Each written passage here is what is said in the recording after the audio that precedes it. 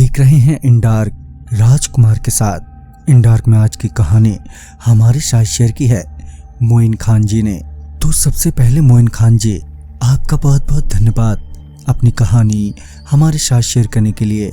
दोस्तों, अगर आपके पास भी ऐसी ही कोई कहानियां हैं तो हमारे साथ जरूर शेयर करें। हमारे इंस्टाग्राम आईडी पर, इंस्टाग्राम आईडी है network_33, जिसका लिंक नीचे डिस्क्रिप्शन बॉक्स में दिया गया है। ऐसी ही और वीडियोस के लिए देखें network33। तो चलिए पढ़ते हैं आज की कहानी की ओर। ये उस समय की बात है जब मेरे अब्बू के दोस्त एक सिनेमा घर में काम किया करते थे और इन दिनों वो उन्हीं के पास कुछ काम से गए हुए थे। उसी दौरान अब्बू की फेवरेट हीरो की मूवी लगी हुई थी, तो अब्बू रात की मूवी देखने लगे। मूवी के बाद जब वो जाने के लिए निकले तो उनके दोस्त ने कहा अभी उन्हें कुछ काम है, थोड़ा वक्त लगेगा। तो अब्बू उनके छूटने का वेट करने लगे, मगर उनके दोस्त को काम से छूटते छूटते काफी रात हो गई। करीब रात के 2 बज गए।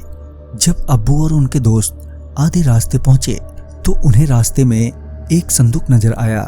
वो संदूक के पास पहुंचे और आसपास देखा तो वहां पर उनके सिवाय कोई भी नहीं था। फिर उन्होंने वो संदूक खोलकर देखा तो पाया कि उसमें बड़े ही कीमती गहने हैं। ये देखकर दोनों बहुत खुश हो गए और उस संदूक को वहां से ले जाने के लिए दोनों जोर लगाने लगे, मगर वो संदूक अपनी जगह से हिल ही नहीं पा रहा था।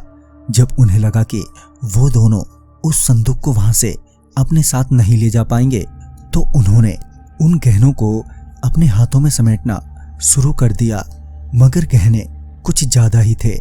उन्होंने आसपास नजरें घुमाई तो उन्हें थोड़ी ही दूरी पर एक सफेद कपड़ा नजर आया। अब्बू ने सोचा क्यों ना सभी गहनों को कपड़े में बांध कर ले जाएं। ये सोचकर जब अब्बू वो कपड़ा उठा रहे थे तो उन्होंने नोटिस किया कि वो कपड़ा बहुत ही लंबा है। तो वो उस कपड़े को समेटते हुए थोड़ी दूर आ गए, जहां उनकी नजर कुएं के पास बैठे एक औरत पर पड़ी, जिसकी वो साड़ी थी जो अब्बू समेट रहे थे।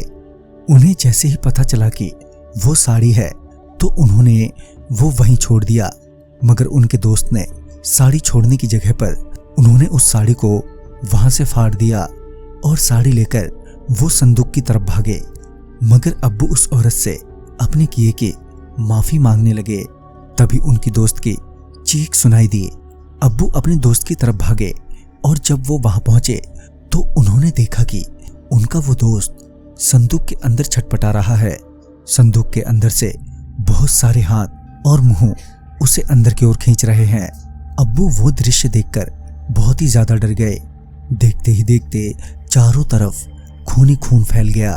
तभी अब्बू वापस सिनेमा घर की ओर दौड़े और वहां पहुंचकर सारी बात बताई। तो उन्हें वहां के मालिक ने बताया कि तुम्हें वहां जाना नहीं था, वो बावड़ी वाला रास्ता रात के समय बिल्कुल भी ठीक नहीं है। तभी वो अब्बू को छत पर ले गए, जहां से वो बावड़ी साफ साफ नजर आ रही थी।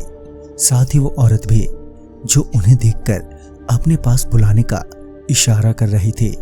मालिक ने बताया कि वो औरत ऐसे लोगों को बुलाती है जो उस बावड़ी के आसपास से गुजरते हैं और उन्हें लालच देकर अपने जाल में फंसा लेती है।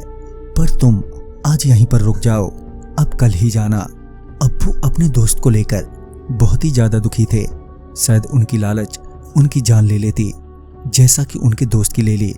तो दोस्तों, इस कहानी में बस इतना ही।